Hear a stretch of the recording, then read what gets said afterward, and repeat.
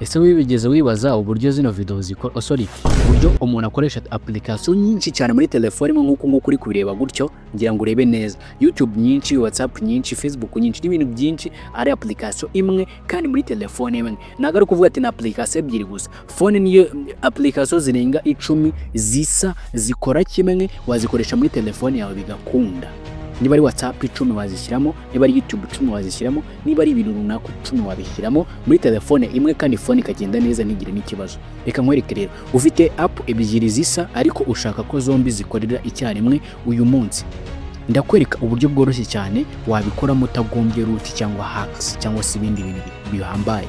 Reka rero dutangirane wibutsa gukanda like kuri iyi video, ukora subscribe ndetse n'ibindi biganiro byose wifuza ko twakorera ubyandika hasi muri comment. Ndagushimiye cyane. Gusa ibi byose ni ku buntu, ariko bikora neza iyo ubyumvise neza. Ubwo biragusaba kora ino video kugeza igeze ku musozo. Iyi ngiyi ni YouTube channel yanjye Prophet 250, akayibategurira ibiganiro byose by'ikoranabuhanga. Nagusaba ko wakora subscribe wowe mushyashya, wowe usanzwe ugakora subscribe ugakanda like kuno video kandi nkamukunda kwa mudukurikira kandi Imana umugisha mu mukanda like, namwe musige comment ya video y'ubutaha twazabakoreraho. Nabashimiye cyane. Gusa wibuke kureba muri comment harimo rero harimo akalinki ka group ya WhatsApp gasa ubururu, uragakanda kugira ngo ujye muri group ya WhatsApp ukinjiremo ujye ubona ikiganiro mu bambere.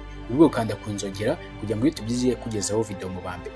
Nagushimiye cyane. Ese uriteguye? Are you ready? Let's go. Reka dutangire muri kubikorwa step by step. God bless.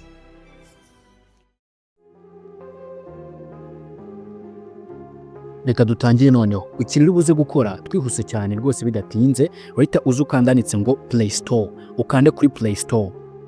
Numara gukanda kuri Play Store, sibyo wakanze kuri Play Store, uraza kwita uzahandi basacingira hano ngaha, hano basacingira.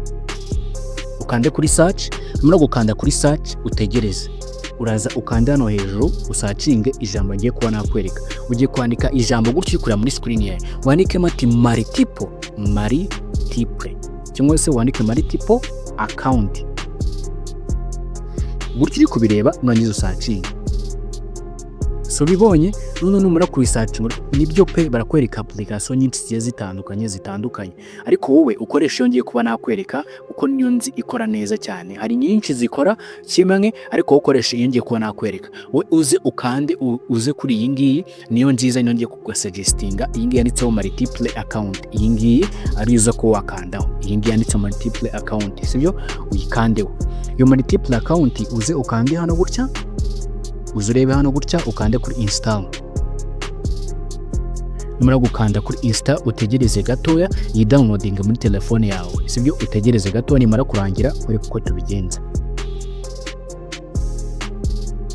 Okay, now nimara kuba yarangira kano kanya nimara kurangira uraza ukande kuri open, right?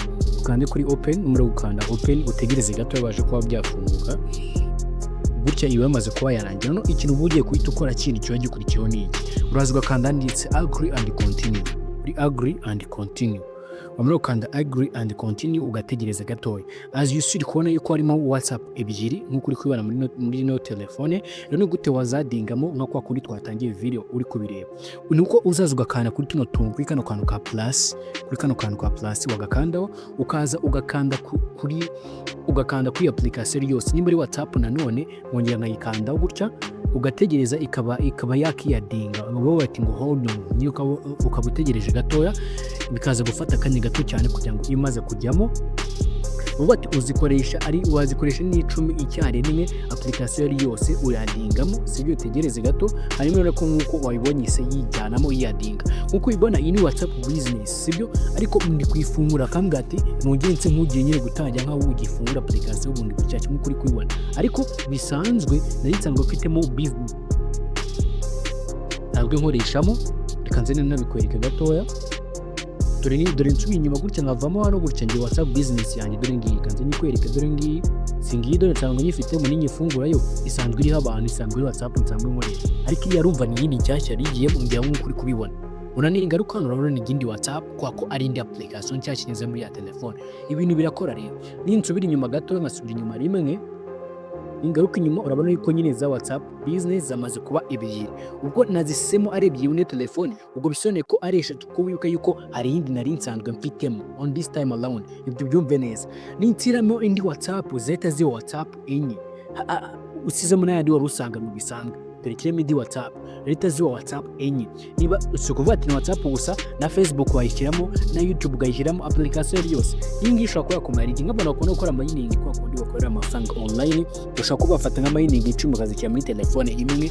Nkuko nguko ubona mfite Delta iri hehe Delta tuvuge niba ari mining mu buryo nyine bakoramo amafaranga online binyuze muri mining ariko imeze acting up seriously.